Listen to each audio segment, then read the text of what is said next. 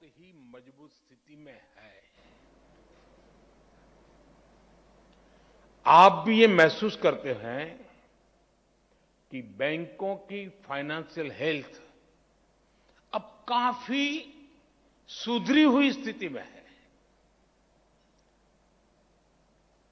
2014 के पहले की जितनी भी परेशानियां थी, जितनी भी चुनौतियां थी, हमने एक एक करके उनके समाधान के रास्ते तलाशे हैं। हमने एनपीएस की समस्या को एड्रेस किया, बैंकों को रिकैपिटलाइज किया, उनकी ताकत को बढ़ाया।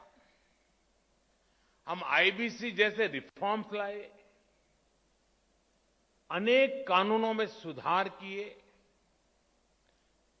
डेट रिकवरी ट्रिब्यूनल को सशक्त किया। कोरोना काल में देश में एक dedicated stress asset management vertical का गठन भी किया गया। इन्हीं फैसलों से आज बैंकों की रिजोल्यूशन और रिकवरी बेहतर हो रही है। बैंकों की स्थिति मजबूत हो रही है और एक इनहेरेंट स्ट्रेंथ उसके भीतर पाई जा रही है। सरकार ने जिस पारदर्शिता और प्रतिबद्धता के साथ काम किया है, उसका एक प्रतिबिंब बैंकों को वापस मिली राशि भी है। हमारे देश में जब बैंकों से कोई उठा के भाग जाता है तो चर्चा बहुत होती है, लेकिन कोई दम वाली सरकार वापस लाती है तो इस देश में कोई चर्चा नहीं करता है।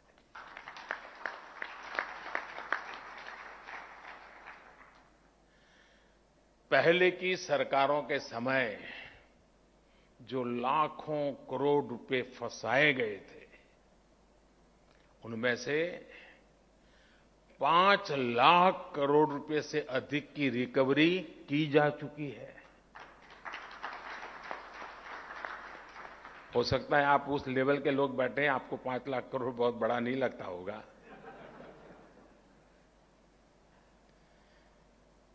क्योंकि जिस प्रकार से एक सोच बनी हुई थी, यहां बैठे हुए उन लोगों की नहीं होगी ऐसा मुझे पूरा पक्का विश्वास है, लेकिन ये सोच बनी हुई थी बैंक हमारी ही है, बैंक में जो है वो भी हमारा ही है, वहां रहे या मेरे यहां रहे क्या फर्क पड़ता है। और जो चाहा वो मांगा, जो मांगा वो मिला,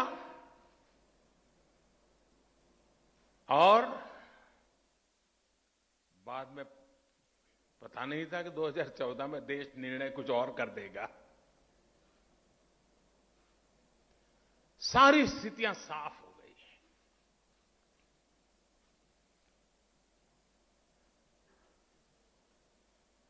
साथियों, जो ये पैसे वापस लेने वाला हमारी कोशिश है, नीतियों का भी आधार लिया है, कानून का भी आधार लिया है, डिप्लोमेटिक चैनल का भी उपयोग किया है, और मैसेज भी बहुत साफ है कि यही एक रास्ता है, लौट आइए। और ये प्रक्रिया आज भी चल रही है। नेशनल एसेट रिकंस्ट्रक्शन कंपनी, इसके गठन से और 30,000 करोड़ रुपए से अधिक की सरकारी गारंटी से भी लगभग 2 लाख करोड़ रुपए के स्ट्रेस एसेट आने वाले समय में रिजॉल्व होने का अनुमान है। हम सभी ये भी देख रहे हैं कि पब्लिक सेक्टर बैंकों के कंसोलिडेशन से पूरे बैंकिंग सेक्टर की एफिकेसी बढ़ी है और मार्केट से फंड रेज करने में भी बैंकों को मदद मिल रही है। साथियों, ये जितने भी कदम उठाए गए हैं, जितने भी रिफॉर्म्स किए गए हैं, इससे आज बैंकों के पास एक विशाल और मजबूत कैपिटल बेस बना है। आज बैंकों के पास अच्छी खासी लिक्विडिटी है। एनपीएस की प्रोविजनिंग का बैकलॉग नहीं है। पब्लिक सेक्टर बैंकों के एनपीए आज 5 सालों में सबसे कम है ही। कोरोना काल के बावजूद इस फाइनेंशियल ईयर के पहले हाफ में हमारे बैंकों की मजबूती ने सबका ध्यान खींचा है। इस वजह से अंतर्राष्ट्रीय एजेंसीज भी भारत के बैंकिंग सेक्टर का आउटलुक अपग्रेड कर रही है। साथियों, आज भारत के बैंकों की ताकत इतनी बढ़ चुकी है कि वो देश की इकोनॉमी को नई ऊर्जा देने में, एक बड़ा पुश देने में, भारत को आत्मनिर्भर बनाने में बहुत बड़ी भूमिका निभा सकते हैं। मैं इस फेज को भारत के बैंकिंग सेक्टर का एक बड़ा माइलस्टोन मानता हूं। लेकिन आपने देखा होगा, माइलस्टोन एक तरह से हमारी आगे की यात्रा का सूचक भी होता है। मैं इस फेज को भारत के बैंकों के एक नए स्टार्टिंग पॉइंट के रूप में भी देख रहा हूं। आपके लिए ये देश में वेल्थ क्रिएटर्स और जॉब क्रिएटर्स को सपोर्ट करने का समय है। जो अभी आरबीआई गवर्नर ने जॉब क्रिएशन की चर्चा की, मैं समझता हूं ये समय है। आज समय की मांग है कि अब भारत के बैंक अपनी बैलेंस शीट के साथ साथ देश की बैलेंस शीट को बढ़ाने के लिए भी प्रोएक्टिव होकर काम करें।